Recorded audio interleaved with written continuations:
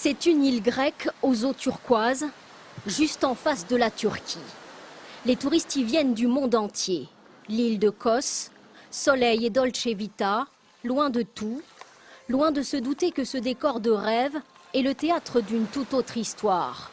Elle se déroule aux heures où les touristes ont déserté. Il est 6 heures ce matin-là et nous en sommes les témoins.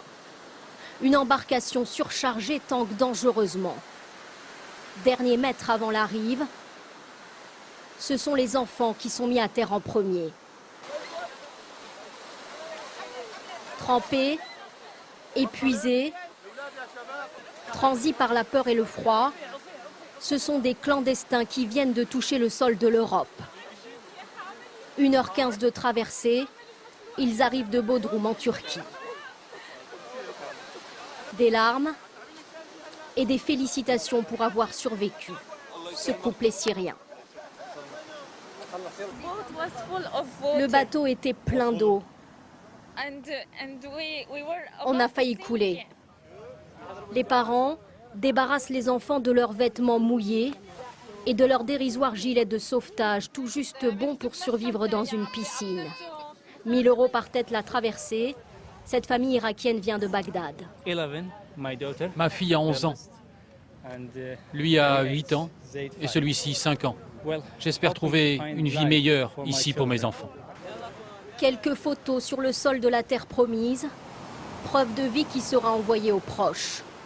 Ils savent juste qu'ils sont en Grèce, mais c'est nous qui leur précisons le nom de l'île. C'est Kos. Ah, Kos, super, c'était notre objectif. Au loin, les hôtels de touristes. Objectif atteint, mais ce n'est pour eux qu'une étape.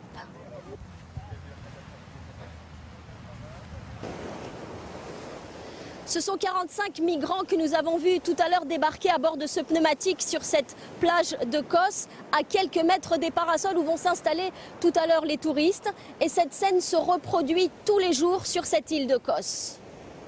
Et les voici, les premiers vacanciers qui se réveillent quelques heures plus tard sur cette même plage, interloqués par la présence de ces bouées et gilets de sauvetage abandonnés. J'ai pensé qu'un bateau s'était échoué. Il y a des gilets de sauvetage partout. C'est vraiment étrange de voir ça.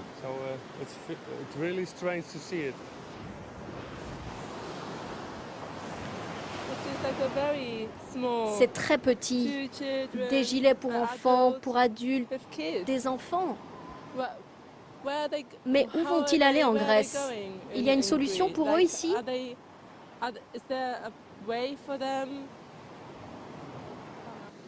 Ce baigneur découvre l'embarcation des migrants. Un simple petit coup d'œil. J'espère juste qu'ils ont survécu, c'est tout ce que je peux vous dire. Et là, je vais prendre mon bain du matin. Un peu plus tard, nous retrouvons les migrants. Ils sont escortés à pied par la police vers un hôtel désaffecté. Ni assistance médicale, ni bouteille d'eau. Sur le chemin, des touristes français voient passer cette caravane inattendue. On s'attend à les trouver partout de toute façon.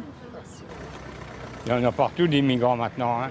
Quand il n'y en a pas en Grèce, il y en a sur l'Italie, il y en a beaucoup qui arrivent. À mon avis. Hein. C'est un malheur pour eux. Hein, c'est tous des malheureux. Hein. Et voilà. En ville, les touristes insouciants côtoient désormais ces migrants d'un genre particulier. Grâce à leurs économies, certains vont à l'hôtel et pourraient presque passer pour des touristes. On ne va pas mendier, rien. Hein. Je veux dire, ils sont quand même assez dignes. Hein. Ils se promènent, on va dire, voilà. Enfin, moi, je les vois, ils se promènent. Pourtant, leur présence commence à déranger. Depuis le début de l'année, 6 300 sont arrivés contre 6 000 l'an dernier. Pour les commerçants, c'est l'image de l'île qui en prendrait un coup. C'est pas bon pour le business. Il y a 2 jours, il y a 2 bateaux de touristes qui se sont arrêtés là. Ils ont vu les Syriens, ils sont tout de suite repartis. C'est une énorme porte, une porte d'entrée vers l'Europe. Voilà ce qu'on est devenu. Ce jour-là, pendant que les migrants tentent désespérément d'obtenir leur laissez-passer de 6 mois en Grèce, sur la plage, les touristes goûtent tranquillement aux douceurs de leur île paradisiaque.